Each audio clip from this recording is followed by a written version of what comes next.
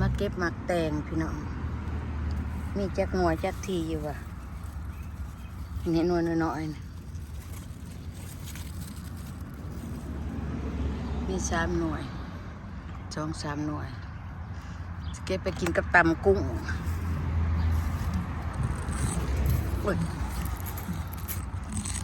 ปลาใบเบ็ดกับบ่อยากให้มันใหญ่เกิน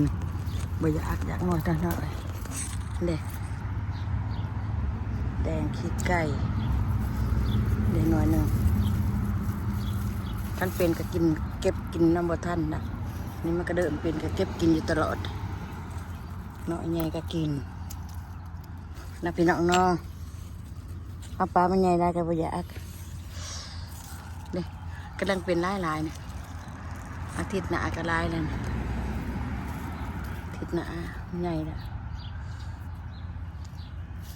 เก็บนี่7-8 หน่วยแล้วดิโอ้ยอันนี้กระดกหัวกูว่ะ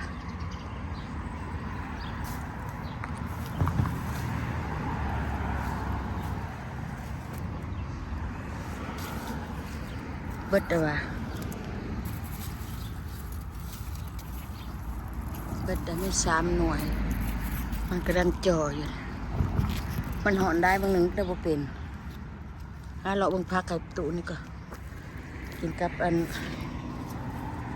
ผักกาดผักชีพวกนี้ว่ะบ่ได้มาบ้านอีกลูกทีมน้ำก่อนนะบ่ข่อยโคตรลายว่ะเป็นหมากได้พี่น้องทบมือโปรตีนอะไร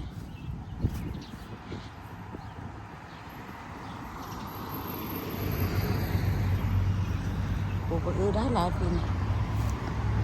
แกงหน่อไม้เบอร์เอาตักหยอดมันมาใส่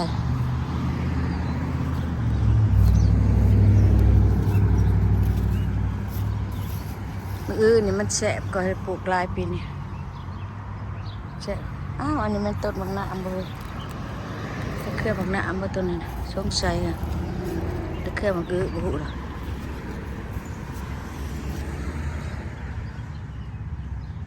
เขามันไปแสบปลูกหลายปีนี้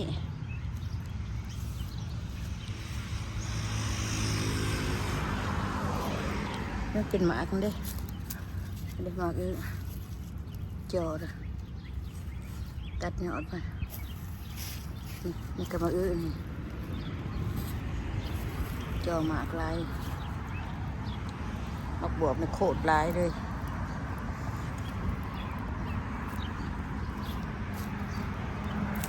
เสียมันด้ามมาจากหัวไปเว้ย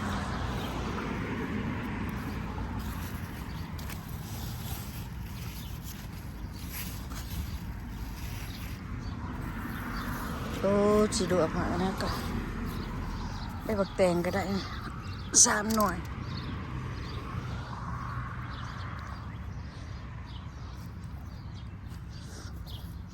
ดำหน้ามือสาวว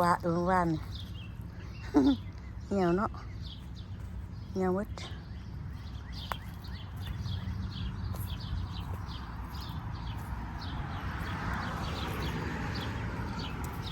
เลาะสวน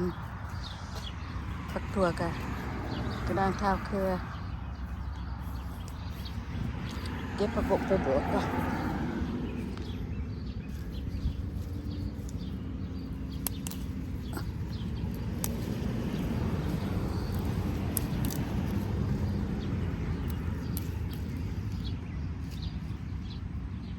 ผักแป้นก็พอได้กิน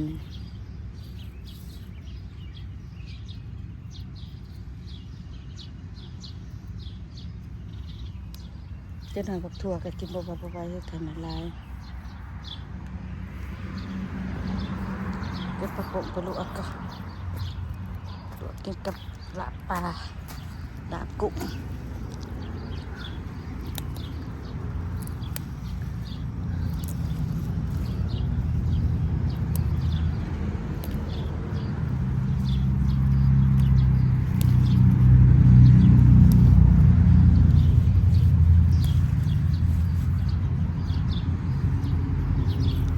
หอมปลอมกับกระดังนั่นพี่น้อง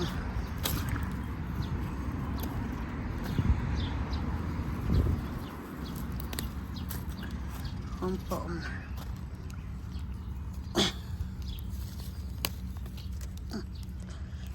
เรื่องดูให้มันตากออกไปเลยเห็นปะเดี๋ยวมันก็เต็มนี่ละยอดมันนะผักบกนี่ได้มันลอยแบบนี้มันลอยไปลอยไปเนี่ยเป็นยอดงามๆเด็ดตัวได้ยังได้ว่าพี่น้องมันลอยไปนี่พอคือปลาเคือค่อย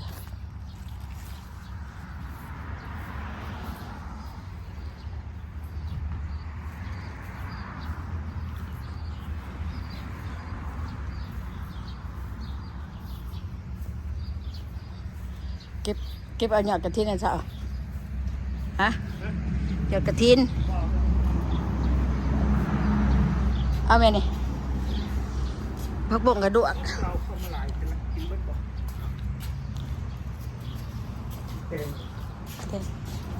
ลกกะนี่นะประดับเอาบ่ผักขาดเอาบ่ผักขาดเดี๋ยวสิเก็บให้บ่เด็ดผักขาด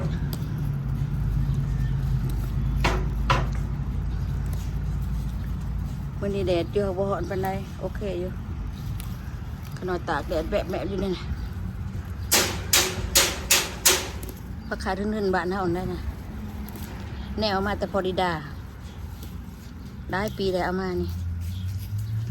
เอาแนวมาแต่ฟลอริดาเก็บมาได้ก็เก็บมา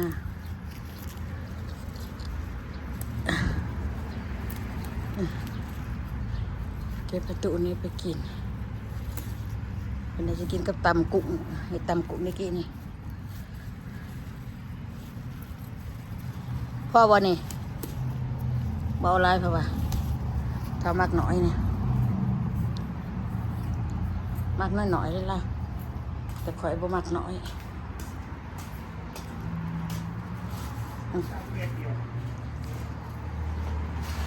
เอาอยู่ดีมีแห้งพี่น้องอย่าลืมกดไลค์กดแชร์กดติดตามด้วยพี่น้องเด้อเพื่อเป็นกำลังใจมันแดดคือกันอยู่หักแดดลมใครได้น้อยนึงว่าจะเป็นโต๊ะปีนขึ้นมาปีนขึ้นเหนือทางคืนจะเป็นทางคืน